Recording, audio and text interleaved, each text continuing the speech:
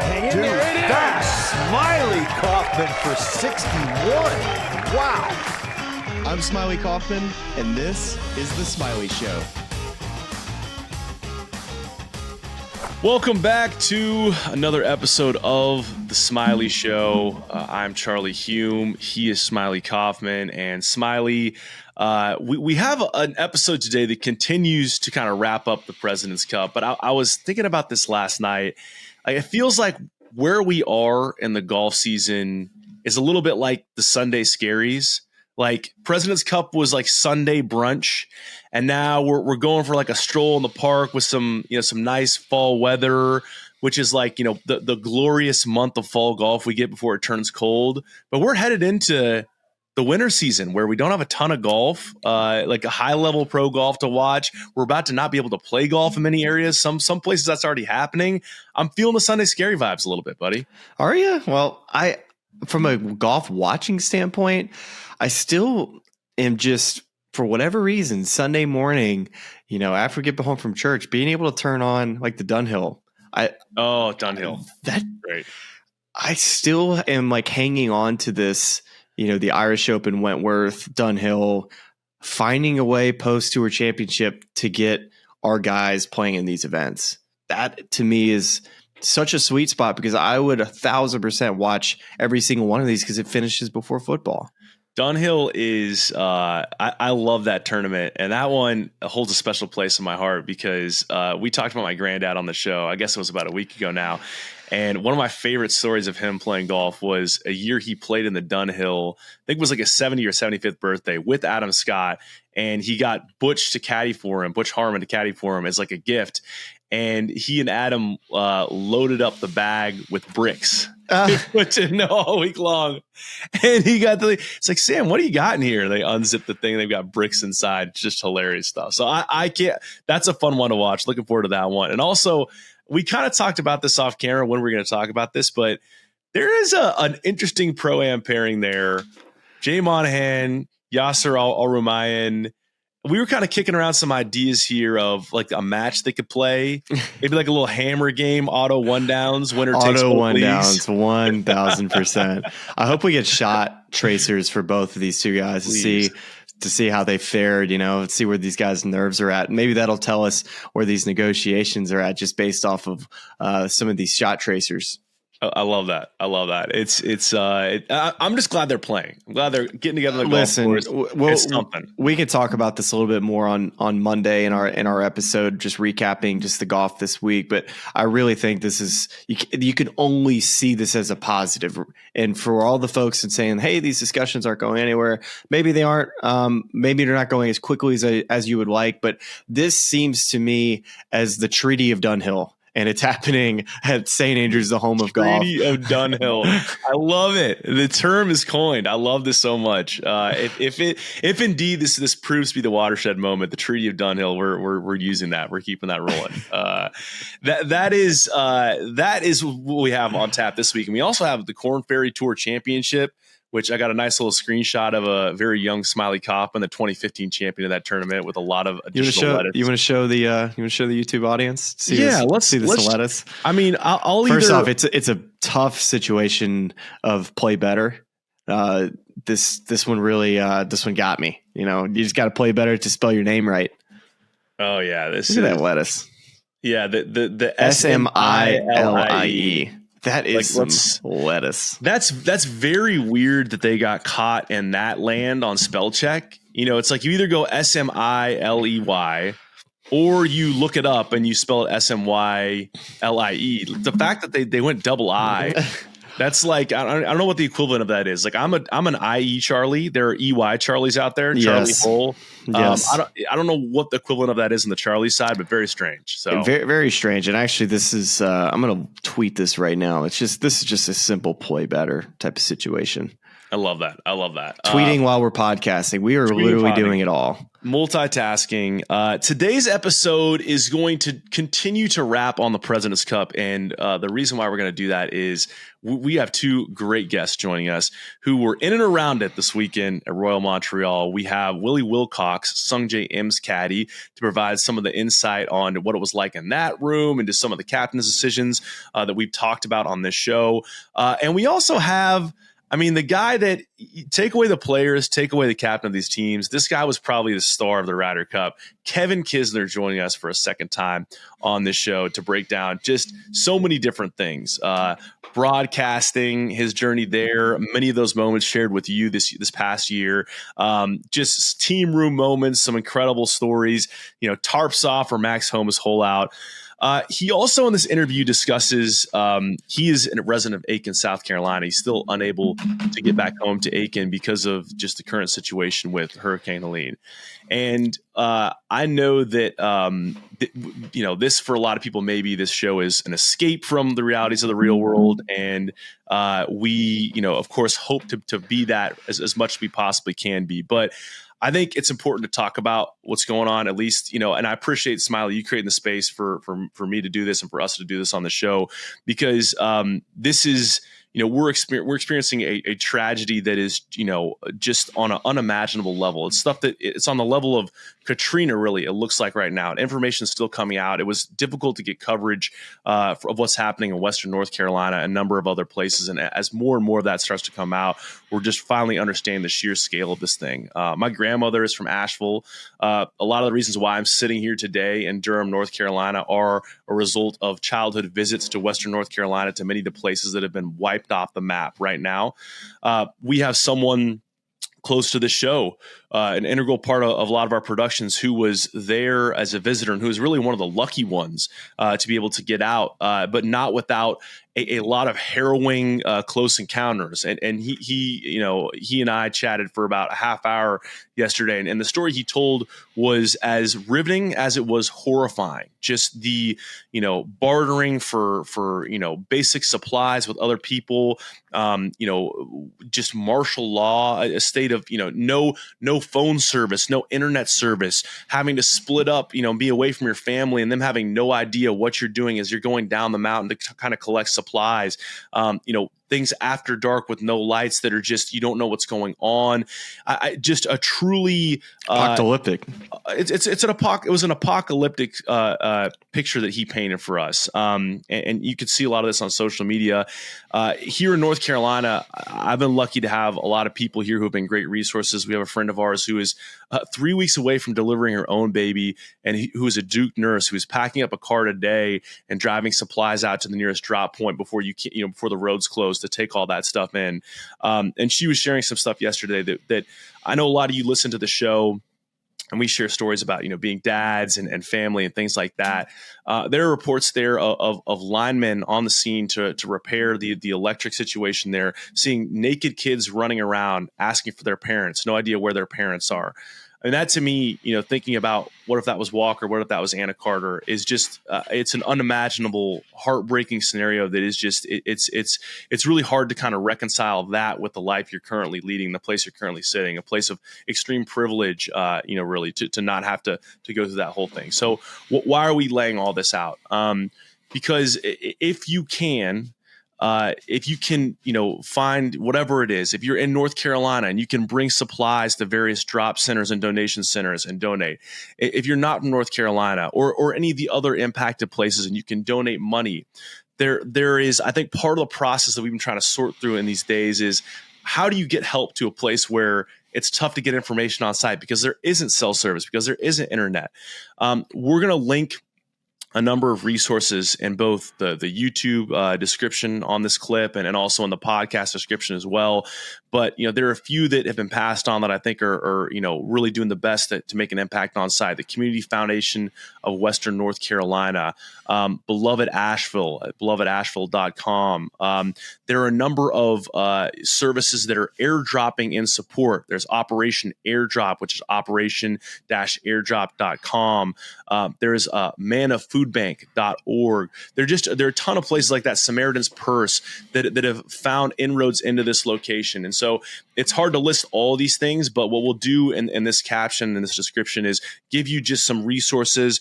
You could take the time to go parse through those, see the one that kind of tugs at your heartstrings the most, and find a way to support, those local organizations who are making the greatest impact on the ground. So, again, apologies for beginning this episode in a bit of a somber place, but I mean, this is what is happening right now. Is everybody, to the extent that you can, if you can help out, any little bit helps in resolving this really a humanitarian disaster that's happening in Western North Carolina and a number of other places right now in the southeastern United States. Yeah, very well put, Charlie. And our condolences go out, our prayers. And, for someone who's also visited to that area, it's so sad to see the images. And some of them are just so powerful and terrifying that you just can't even fathom going through it yourself. For someone who, Katrina being an LSU guy, going to New Orleans so many times and Baton Rouge, it's just, you just can't really ever take your mind to what these people are going through right now. So we, again, send our love to the folks in Western North Carolina, as well as the surrounding areas, and hope that you'll also want to feel like to give back, as well as, I know Charlie and I are definitely going to find a way to make an impact here. So. Absolutely. Yeah. Check out the description of the podcast and the YouTube.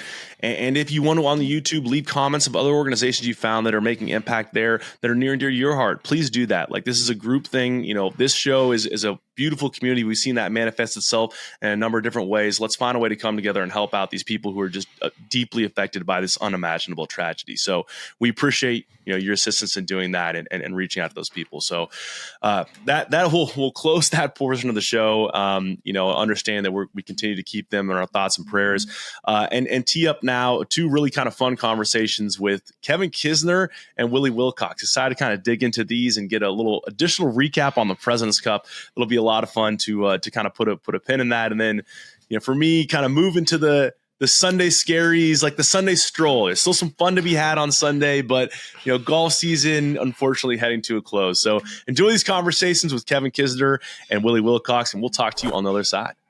All right, guys, welcome back. We got a reoccurring guest, Kevin Kisner, back on the pod, here to recap the President's Cup, maybe talk a little broadcasting and golf along the way. Kevin, where are you now? I know you're from Aiken, South Carolina, and I know you've probably seen a lot since you've been home from that hurricane devastation from Helene. Are you care to just give us an update on how those conditions and how tough it really has been in your area? Well, I actually haven't been back to Aiken yet. I was told my area where my house is was probably the worst in Aiken as far as trees down, power lines down, so we'd probably be the last ones to get power. So my friends basically told me there was no point in coming there. My parents and in-laws were keeping my kids while we were in Montreal, so my parents brought them down to Kiowa Island to my sister's house, and I just flew here from Montreal. So we're chilling here. It's Wednesday, I guess, so they're telling us maybe Friday or Saturday on power. Gosh, that's insane. It'll be insane, a full man. week. We had to cancel our music festival for the foundation this weekend, so I've been working on that all day yesterday, trying to figure that out. And so it's been a bit of a mess. That your foundation event, was that going to be in Aiken? Yeah, it was going to be in Aiken on Friday night and Saturday, which we tried to figure out a way to do it, but it's just impossible trying to pull resources from the relief and using power when people don't have it. It's just a bad look, and we could have pulled it off, but it wasn't going to be the product we wanted it to be. And so we're going to do like a free event downtown Aiken to have donations all going back to relief efforts, and hopefully people show up and donate. And my foundation is going to run a big relief fund and try to give back directly to people. And when will that be, Kevin?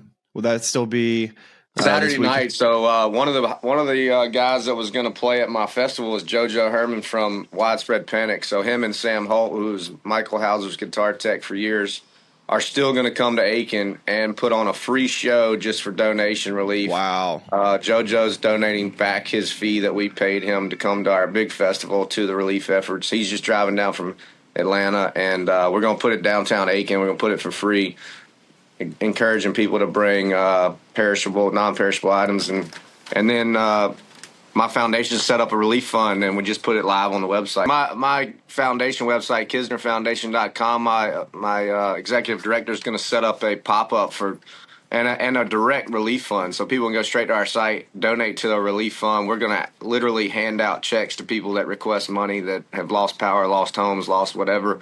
Come to our office. She's going to hand out checks from that relief fund next week. So after Saturday night, we should see how much money we raise, and then you just submit a request for funds through our website and come see us, man. We're happy to help the community.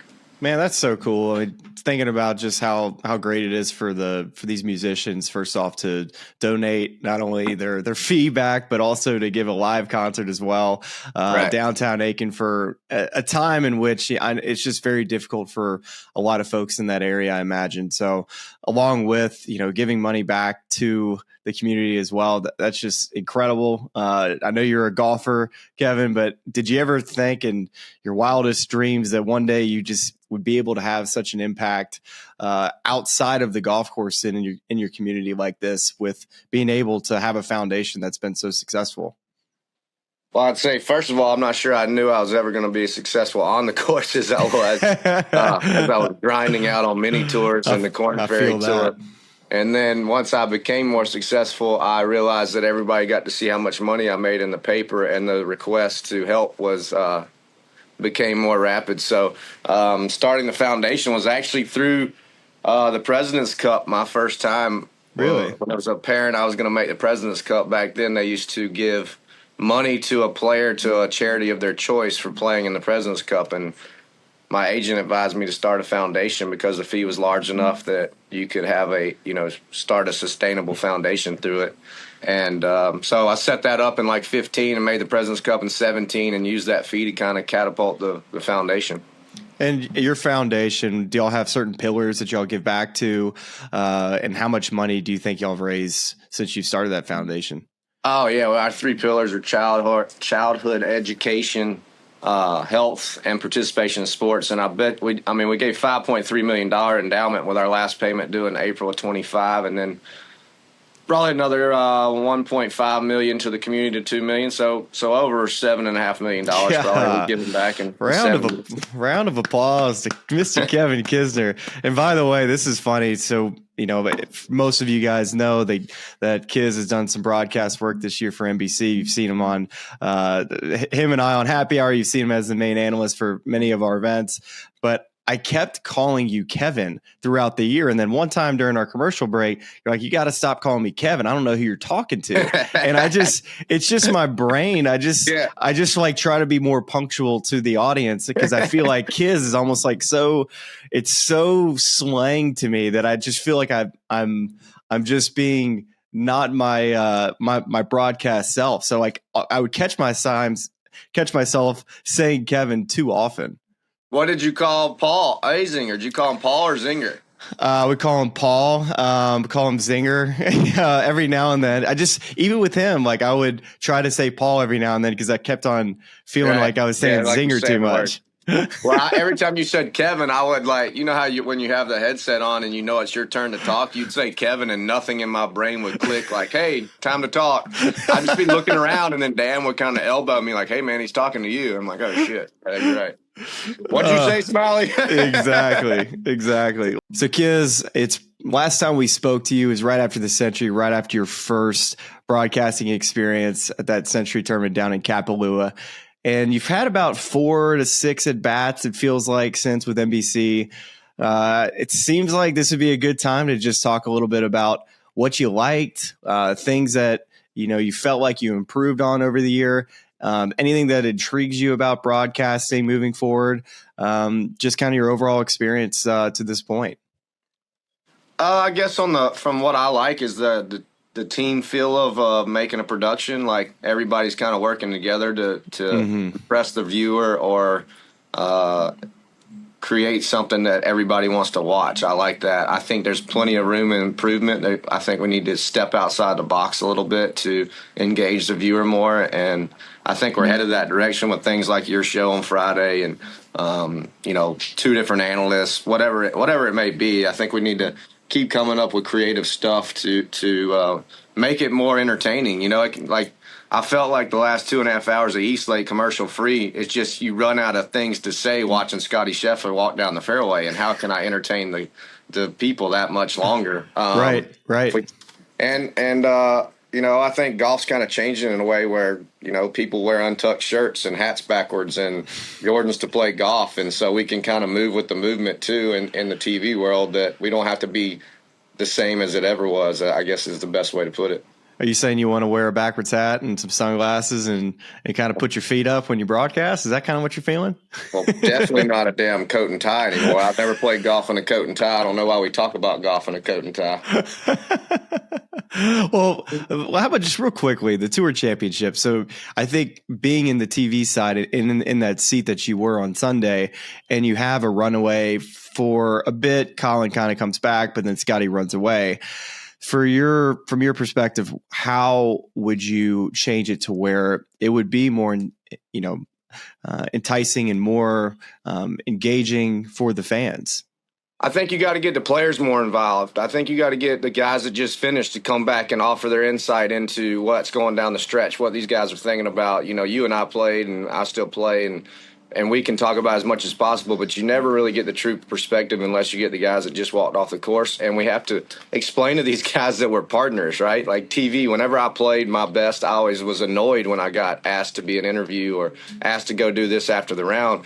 I think we really need to get in there with the players and be like, look, dude, we're trying to make the best product available. You like playing for $20 million. We like telling about it.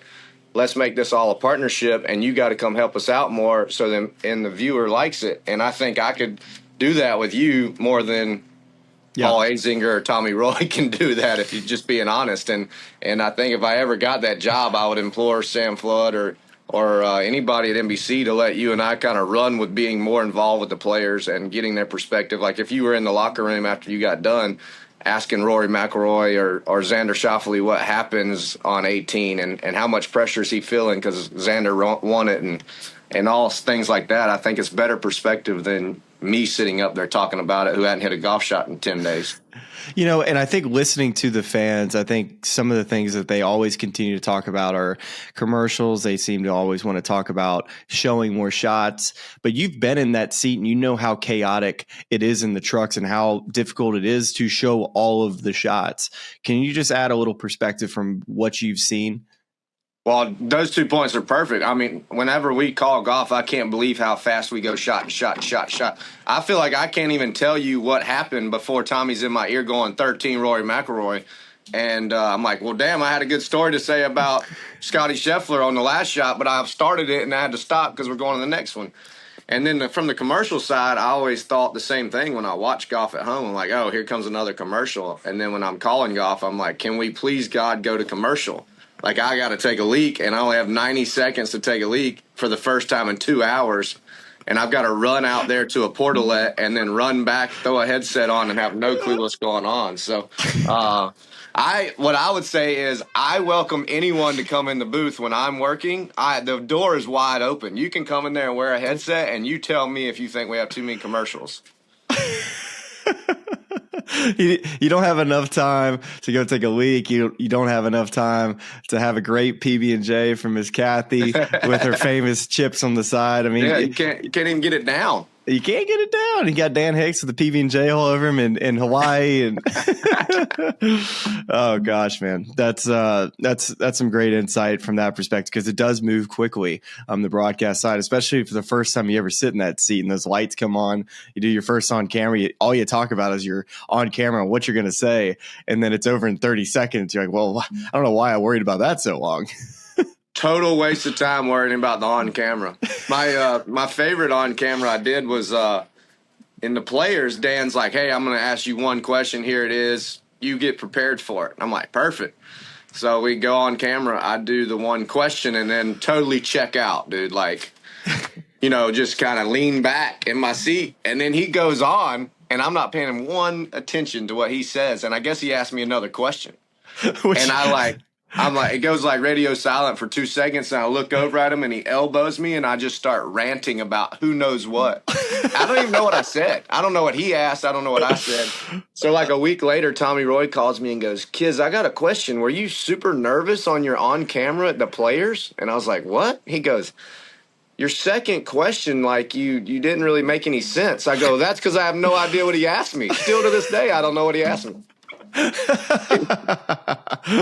That is great. And the on cameras, that first time you do it, it could be a little like overwhelming. So Right. it's funny that he asked you that too. Yeah. But all right, so you got your USA hat still on. Let's get into this President's Cup quiz, because you've been in the room as a player, this time as a captain. Give us a little bit behind the curtain on Jim Furyk, his process, being a vice captain, and what that role was for you. Because I think from my standpoint is I've always wondered how pairings get made, how a team gets picked, and how difficult that process really is. Yeah, so my first perspective or what I look back on is, when I first got the phone call from Jim when I was in the Canadian Open, and I said, hell yeah. I never dreamed we would put as much time and effort and work into it that we did. Not that I didn't want to. I just was shocked at how many hours we spent on the process. And from a second point of view, I've never dreamed how – I would want to be the same way. But, I was blown away how prepared Jim was from every step of the way. Obviously he's had tons of experience in captaincy either as the head guy or assistant. But – he basically told us exactly what was going to happen from the get-go 2 weeks in advance. He wanted the pairings to be set. He wanted the guys to know who they're going to play with, when they're going to go. We're not going to deviate from the plan no matter how it goes. This is what we want to do. And, I'd give him a ton of credit because we walked in that room on Friday after getting hammered 0-5. And he's like, we're not going to panic. We're going to sit here. We've got a game plan. We're sticking to the game plan. We know exactly who we want to play and win and why. And I just loved the way he was a captain, and the guys really, really loved him. They really jumped on it. He never was like a huge rah-rah guy. He made speeches, but they were concise and to the point. They were really motivational. And I loved being a part of it. I thought it was really cool experience. A lot of time and effort. He uses those scout guys a ton. Yeah, and they were so helpful. We used to call them the nerds when I played. Oh yeah, the nerds want me to play with Phil Mickelson again. And now I'm like, hey, what the hell do y'all send me some more info, scouts? I need some more info. And to a T, they basically nailed what the other team was going to do in the pairings every time. So we were always prepared. They would send out lists of what they liked in the next session, while we're playing on the course to our phones. We're looking at that. We're commenting. While the guys are playing in the morning? Yeah, Saturday morning, they're like, this is what we like for Saturday afternoon. And we think they're going to come back with this, this, and this. This is where you need to go. These guys need to play last because of this. We obviously had already made our team. So the crazy thing is, why don't Scotty Scheffler and Xander Schauffele play on a team, right? Well, now you're putting your two best players on a team, which makes your next best team weaker. Does that make sense? Yes, 100%. So we called them 10-man groups, 8-man groups. I don't know why that balloon just went up. I just saw balloons. That was wild. So we were basing all our stuff on 10-man and 8-man, and you want the 5 most solid groups in the 10-man, and you want the 4 most solid groups in the 8-man. So we were always trying to work on who needs rest, who needs to play, who needs to be in this section with the 10-man, the 8-man, and then making sure guys had enough ample time in between rounds on Saturday to get going. Saturday is the most brutal day. I can't imagine the Ryder Cup going 36-36. Yeah. But Saturday's brutal. We left the hotel at 4 a.m. and got home at 9:30 or 10 that night. And that fog delay, too, that kind of just threw some guys off that morning, just throws you out of your routine. So y'all finish I guess you finish the morning round on Saturday, and the pairings come out for Saturday afternoon. How shocked were you guys internally as a team captains to see the exact same team that went out in the morning for the international team go out for the afternoon? Well, we felt like they were trying to ride who they felt like were their horses. To be honest with you, it was pretty hectic because we had our lineup. Jim went to go do it because Jim has to leave during the match with Mike to go do the pairings. Yep. So he kind of leaves us out there on the course by ourselves. And then they tried to pull some gamesmanship where Hideki was the last guy on the course, but then they put him out first in the afternoon, so it screwed all the pairings up. The tour was scrambling. Each guy has to be allowed 30 minutes from the end of their match till they can tee off. So I felt like the tour officials kind of dropped the ball a little bit on that. I mean, not that the internationals did anything illegal, but how they spaced the tee times out. Like Max Homa and Brian Harmon got to hit 12 balls because they basically moved them from third and moved them up based on where they were. So we get walking down the first hole, and then my match, I was with Scotty Scheffler and who was I with? No, I was with Xander and Tony that morning. They went on 16, and Jim's like, get to the first tee. Max and Brian are about to go, and they want you to go with them. So I was run over there to the first tee, and Max is like, I hope he doesn't miss the green. I haven't hit a chip all day because we got rushed to the first tee. So then there's like a 45-minute gap to the next group. So that's what I was about to say. Yeah. It felt like there was 3 sessions in the day. I think if the tour had got to look back at it, they would agree that they could have done better. But it all worked out for the good in the end. Yeah, and you mentioned Max Homa. So he, on Sunday, holed out that first shot of the day. You and I did just a quick little interview on the 11th hole. And if you watch the Solheim Cup, there was a fantastic celebration of the caddies after a hole out. They took their shirts off, and Max Homa talked about it at the President's Cup. And you're like, hey, if you hole out at the President's Cup, I'm taking my tarps off. And we eventually got to see your shirt come off, Kiz. It was just a little too late. I was kind of hoping that you would have done it on the course, maybe like on the whatever green, just in celebration that you guys won the President's Cup. But it did happen. Well, I've been the 12th man out in the singles before, and it's a lonely place when the cup's already secured because all your teammates start partying over there on 15, 16, 17, and you're like back there on 10 by yourself, and nobody's watching and nobody cares anymore. And so I left Russell Henley when he won on 16 and went straight to 10. And I was going to run out in the fairway with my shirt off and tackle Max, but I got to 10 and there was 9 people watching his group. So I was like, well, if I do it right now, nobody's going to believe that I actually did it unless Max tells everyone. So I said, I'll just wait. And then, I didn't think it was right to do it on 17 when he won his match. That's kind of fair. I was like, that's a lot. So I got him up there at the media center, and I blindsided the shit out of him, so I still got him. All right, so the United States has won a million of these President's Cups. They've only lost one. So we all know how competitive it was against the international team, but the sentiment from just the golf audience, the people that want to change things, feel like the President's Cup needs a different twist to make it more competitive. From your standpoint, after being involved this year and other President's Cups, Kiz, you feel like there needs to be adjustments to the format for the President's Cup? No, I don't even see what adjustment could be made. It's way closer than people think. We win by 7, but at some point on Sunday, it almost looked like we could lose the cup during the singles. So to that sentiment, I think, they've kind of just got to a point where mentally they're not sure if they can win. And I think if they ever bust out and win one, they could possibly go on a run of beating us. But I just love the way that our guys keep the pedal down. They don't want to be the first team to lose the streak. And, it gets sketchy out there. On singles for sure, man. Yeah, especially even after Friday, we're like, man, we were feeling so good on Thursday, and now all of a sudden we feel like we got kicked in the teeth, and we're not really sure how we're going to respond. And that's what I think fans lose that insight of how good the Americans are and how great they stepped up on Saturday, and with kind of their backs against the wall, like, holy cow, man, you had this thing a big lead, and all of a sudden it's 0-0 again, and you guys got to step up this morning at 7:02 a.m. after riding a bus for an hour at 4 a.m. Now go play good. And Sunday morning, you and I, or I should say Monday afternoon or Sunday afternoon, you and I went out with Scotty Scheffler, and we get to that first green, and you just were kind of walking up to the green. I was like, Kiz, this guy's about to hold this bunker shot. And sure enough, he flew it in the hole, and I yelled back to you, "You're not that good, Smylie." It was so great.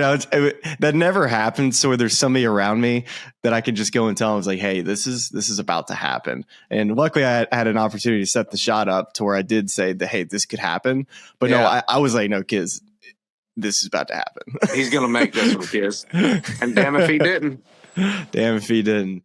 It was fun watching him all week. I got, for some reason, Jim wanted me with him and Russell all week, and man, we've just kind of formed a bond. I literally watched them play practice round Sunday, Monday, Tuesday, Wednesday, walked with them Thursday, Friday, and Saturday afternoon, and then basically walked with both of them Sunday. So 7 days of watching those two guys play golf. I mean, if I could pick two guys on the team that I would want to be as a pair and alternate shot at Bethpage Black, I'm picking those two. Russell hits it down the middle, Scotty hits irons, lasers, and Rex can make the putts. It's a pretty impressive lineup.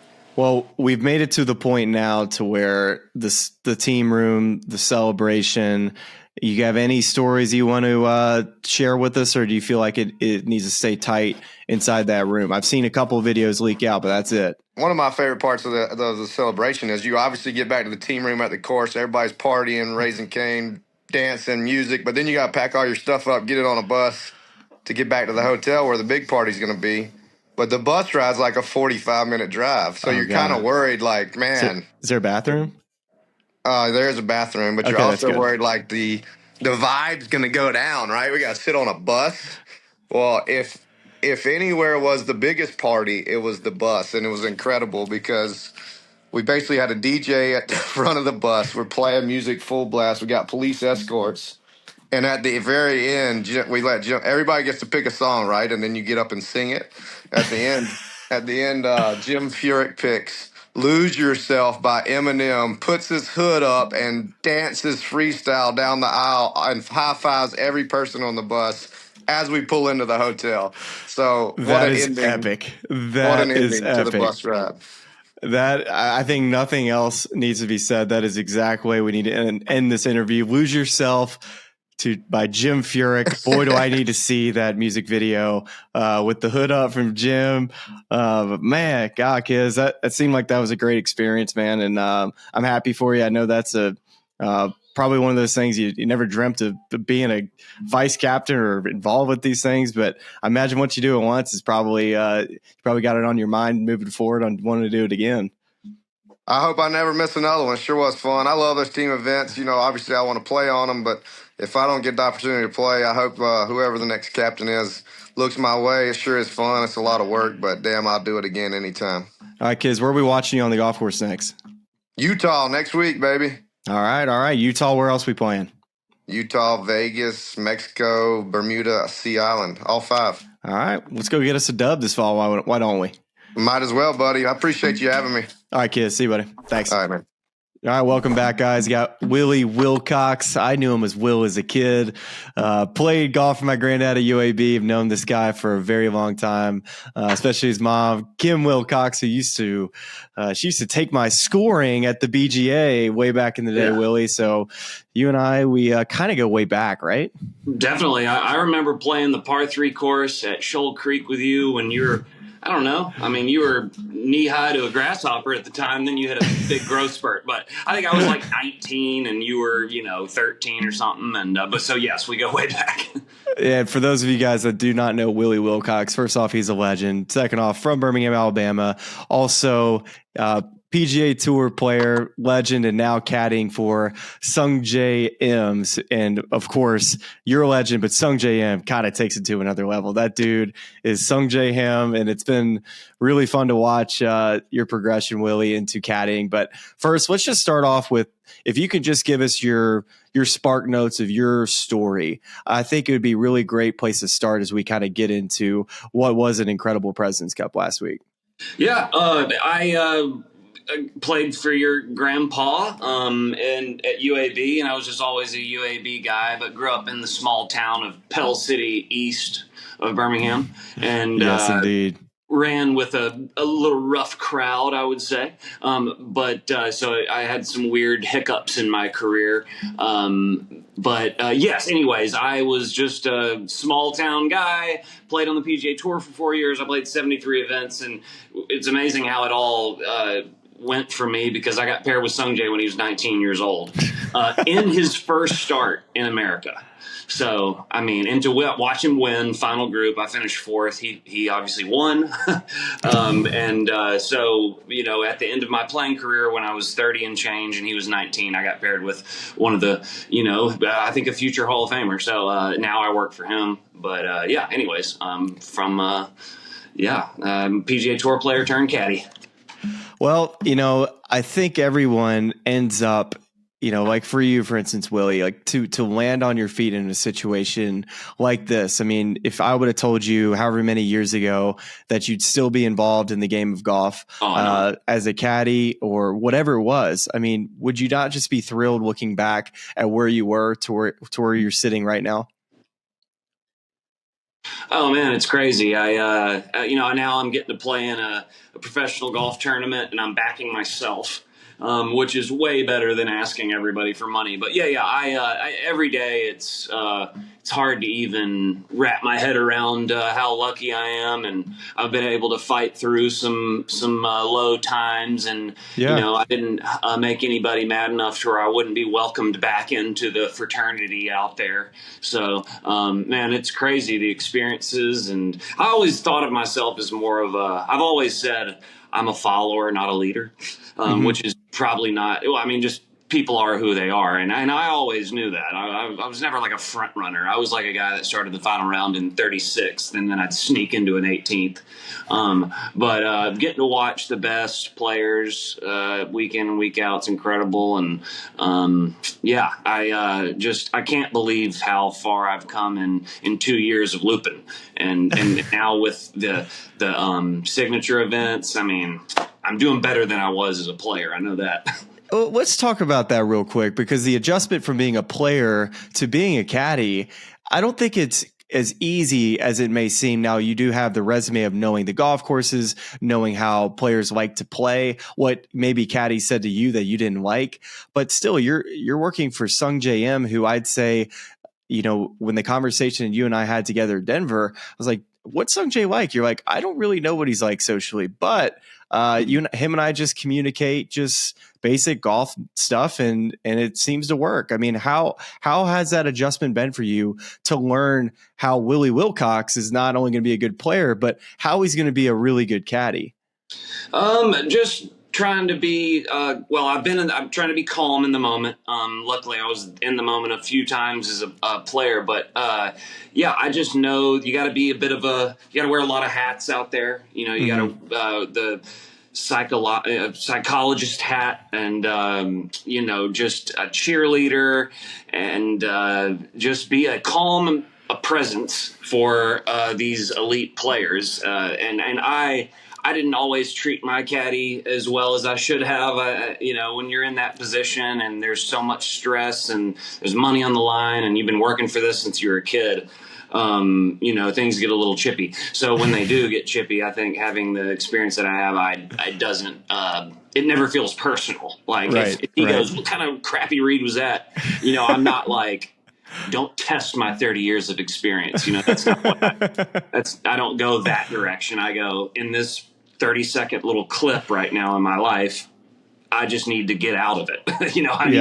I need to know how I've figured out just how to calm him down. And it's normally just by me pointing the finger at myself and saying, like, that was a bad read, man. Sorry, I messed up that wind. But yes, anyways, the years of playing professional golf helped me a ton to know that, I'm in a subordinate role, and I just have a lot of appreciation for how skilled he is. And, I just, for whatever, like in my life, in my day-to-day life, I'm a pretty kind of nervous Nelly, but out there, I'm not. I really have the ability to just, really the calmest I am is when I'm caddying for him. So, hey, that's a good quality to have there, Willie.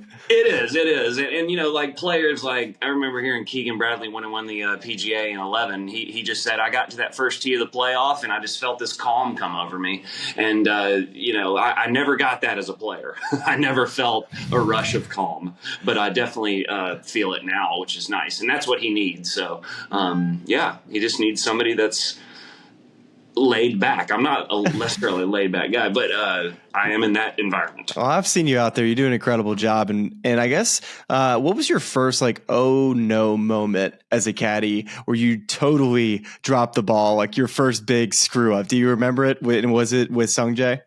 No, I would say it was with Lonto Griffin before. I worked for him for 5 weeks on the West Coast. That started 2023, and he was coming back from an injury, and it was a club selection thing. But actually, you know what?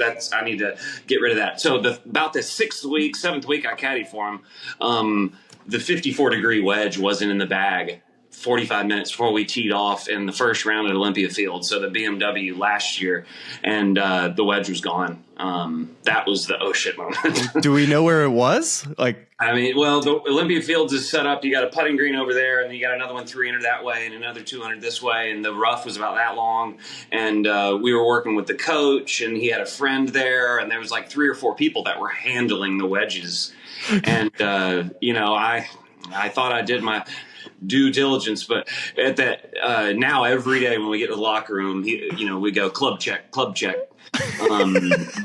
So yeah, it's anyways, yeah, that was horrific. I ran into the clubhouse. I got one built up, and I came back out, and I just honestly thought I was going to get fired. I didn't know what was going to happen, and then he could tell how stressed I was and upset I was, and then he just looked at me and he said, "Willie, calm down. Long course. I won't need 54."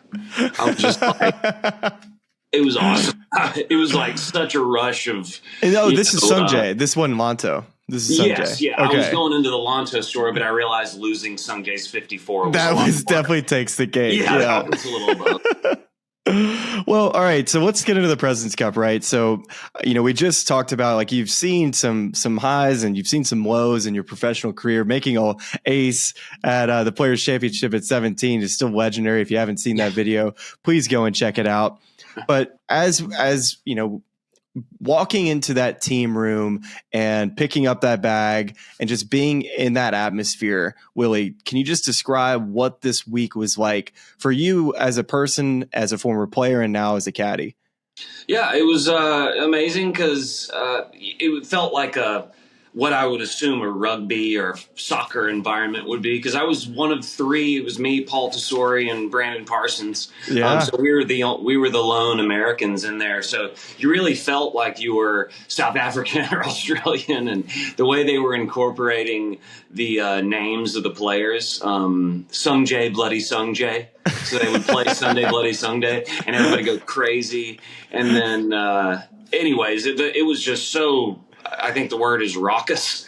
It just was such a cool team atmosphere. And I just, I never could have imagined how amazing it was just to be in a tornado of 50 people and you're just going all around. And it was long days and everything, but the camaraderie was, it is so different than a normal tournament.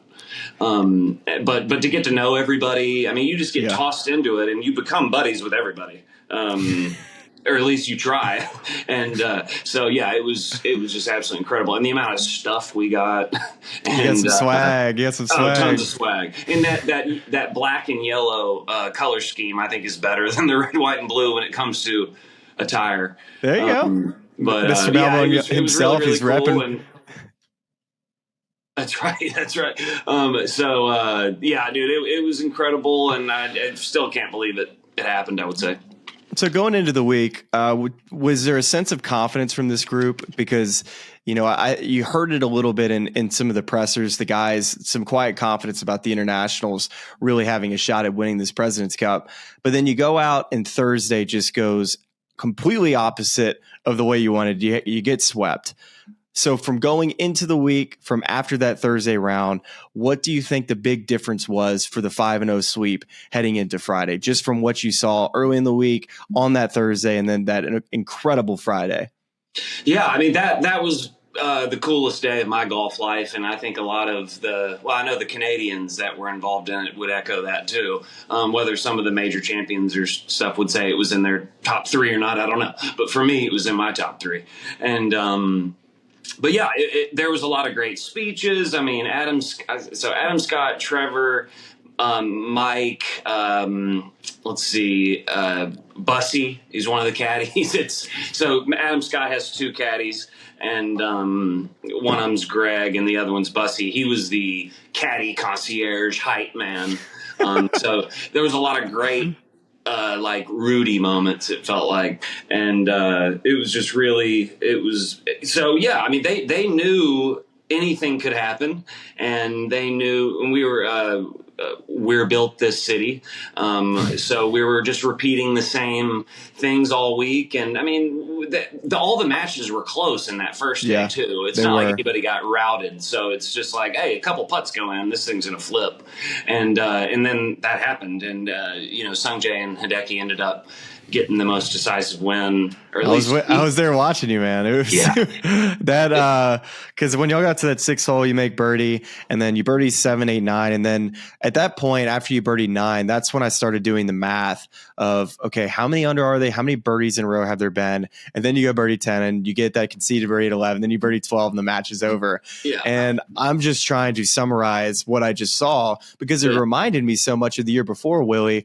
where I was out watching Scottie Scheffler and Brooks Koepka lose, I believe it was 9 and 7 to Victor Hovland and Ludwig Oberg. Similar situation. I think I'm the new black cat when it comes to, if you need me to be at a match and somebody gets their, absolutely their rear end kicked, I'm the guy apparently.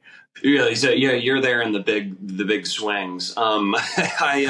It's crazy how the momentum shifts, and you really just need a momentum shift in those events. I mean, especially when the guys are so good. It was. I really think it was the rah-rah speeches from Adam Scott, and Matt Hughes actually did a great job. I mean, you see what people are really made of, and how eloquent they can be under pressure, and the bus rides were just something I'll never forget. But yeah, anyways, there was some great, the camaraderie was so high, and I mean, it was just the coolest day ever. And, I just can't believe they backed it up with another sweep. I would say that, the positivity that they showed after getting routed round 1 was really admirable. And but everybody knew that they were playing fine, and they were playing well. I mean, Sungjae's playing beautifully, but I think that, maybe they should have done the pairings a little different on Saturday. My opinion doesn't matter, but I think you're not the only one that echoes that. It's interesting to hear you say that. So I'm just curious, because you're in the room, was there a little bit of confusion of why we're doing the exact same thing we did in the morning? No, because there was no time to even kind of figure out what was happening, because we just went right back out. It was like 40 minutes or something. But I definitely noticed some somber facial expressions on Minwoo, J-Day, and I saw it too. I saw the same thing you saw, and that's what I wanted to get into, just from a, I think we've just said that it appeared to me that Saturday afternoon that some of the players just ran out of just a little bit of gas. For sure. The morning was so competitive too, right? Oh yeah. Yeah. And Adam Scott, he was talking about, what did he mention that day? Sorry, let me try to think what he said. Oh yeah, he says when the elite players that are statistically superior, it is important to rest them at least once, because he can tell from past years how flat he feels when he plays 80%. Or plays 100%, and then, anyways, playing 80% of the matches would have been very helpful to him in years past, and he was just kind of hoping he would get that rest option, but, didn't get it. I think it definitely affected their abilities, because, I mean, Sungjae missed some greens with some wedges, so he doesn't normally do that, and it was definitely a interesting decision, but I mean, few people are equipped to take that big of a task on, and I mean, it takes so much work for Mike. So, it's what 100%. He decided to do. And so, yeah. All right. So you lose the President's Cup, but it's still, everybody's thinking about how much fun that night was at the team room. Can you just give me the best story you got, or just any memories from that party that evening? Yeah, I played 3 games of pool against Ernie. That was really cool. Who won? He won. And actually, you know how many versions of pool there are, and he was stripes, I was solids, and I tried to play a combo off the stripe, and he was like, "Whoa!" He called me out. I thought it was just like free play. But yeah, it was funny to get called out by Ernie. He was just like, "What are you doing, dude?" Ernie just doesn't know the Pell City rules, man. Exactly. Like I grew up playing in like a friggin' garage or like a carport on something that you had to sweep the pollen off of. But it was amazing. And Scotty and I'd say probably 8 players came over to hang out with us. So it was just a big, both teams came together, which was really neat. And that's great. Yeah, it just shows it's just such a cool environment. It seemed like to me Hideki Matsuyama's caddy was the MVP that evening. It just appeared that way to me.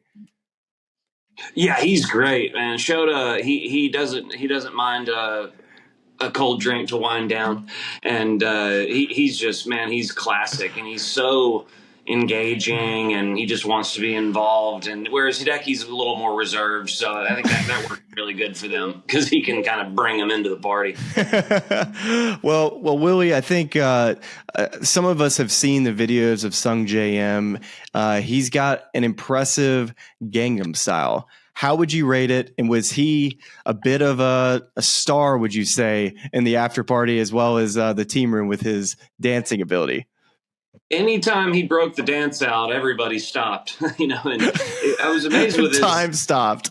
Yeah, the way he gets everybody pumped up, and the anticipation, and he does like a different starting move every time. Like one time he did like a big jump and threw his hat on the ground, and let's see what else. I can't remember. He did it 3 times. I'm just amazed how he can do that and hit the tee ball 300 down the middle, 330 down the middle. But I mean, yeah, he was there for a good portion of the time. He's not like a drinker or anything, but dude, if Gangnam Style starts and he knows everybody wants to see it, then he'll break it out. And he was so different that week, and he's just such a great member of that team. Even though there's a language barrier with most players, he's still, you can tell how much he loves it. And that him and like Siwoo and Tom, I swear they were born to do that. Yes, it was fun to watch. It was fun to watch you this week as well, Willie. And so why don't you just give us on your way out, what your expectations for Willy Wilcox as a professional golfer is going to be this week at the Emerald Coast Tour? Are we going to post, are we thinking a win here? Are we thinking a top 5? Where's the game at? You said you striped in the practice round. I did hit it good. Yeah. I've been watching the right shoulder and the way Sungjae's right shoulder moves. And I swear I got tons of room on the way down. It feels awesome. So you got Sungjae swing thoughts. Yeah, because I was always like a fast twitch guy, so to watch him, it helps me load it. But anyways, it'll be nice to play, and I'm not like an actual professional golfer. I mean, I still have that tag, but to know that my lifestyle doesn't depend on it is going to be exciting. I think I'm going to finish in the money. There's 27 good players here, so solid enough, and so I really do think that I'm going to break par every day. Come on, Willie. Let's go. All right, bro. Well, I know you're about to go see my boy Andrew Loop.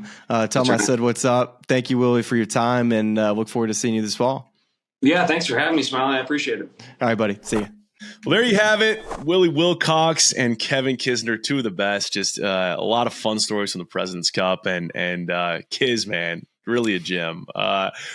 This weekend we're into the fall golf season on the tour. We got guys jockeying for position. Smylie for that next 10. We also have the Korn Ferry Tour Championship. And Smylie, I'll say one of my favorite parts of the show last year was transitioning into the new year. We had on James Nitty's looking at all these guys that are going to come in. We had Jake Knapp and a number of others come out of that class that turned out to be guys who really enjoyed speaking with and watching on the tour this year. So we're going to recap that on Monday. Yes, I'm looking forward to recapping that. Unfortunately, all of these players should be playing in the fall in the PGA Tour. That's like my one big thing I hope happens in the future is that the web.com finishes when the Tour Championship finishes. These 30 players, I want to get to know them this entire fall, but unfortunately, we don't get to see them till the Sony. That's my big beef currently with how the rookies can get fast-tracked a little start faster in this PGA Tour calendar. But yes, to your point, looking forward to figuring out who these 30 guys are going to be, as well as crowning another Sanderson Farms championship is going to be Mackenzie Hughes. Kind of like him this week, but the guy I really think is going to win is going to be Keith Mitchell. He's just right there on the edge. He's really close. Short game continues to get better. He's long off the tee. You got to drive it long and straight out there, which Keith Mitchell can do. So that's my prediction. Plays himself into the Masters, kind of getting a little Sea Island thing going in the fall. We're just going to ride the Sea Island train. So I know this isn't a one and done, but I really like Keith Mitchell, and I think Mackenzie Hughes will be right there too. There you have it. Keith Mitchell, Mackenzie Hughes coming off the President's Cup. Smylie, I have a fridge delivery man at my door. All right. I have a wife who thinks we might need to head to the hospital soon. I might be doing the Monday show from the most uncomfortable chair in America. So that'll be great content. I got it cleared from the wife. We got to find a good time to do it, but we will try to deliver you some hospital dad chair content. Yes. So we appreciate everybody tuning in, watching, and listening. We'll be back here soon in some way, shape, or form. Talk to you then. I listen to this podcast. It's really cool. And all of our lovely fans and subscribers, but make sure you like and subscribe. It's cool to see what you guys are doing. I know golf fans appreciate it, but we do too. So please keep it up. For all the good people of YouTube, like and subscribe. You guys have some good takes, so I'm happy to come on and shoot the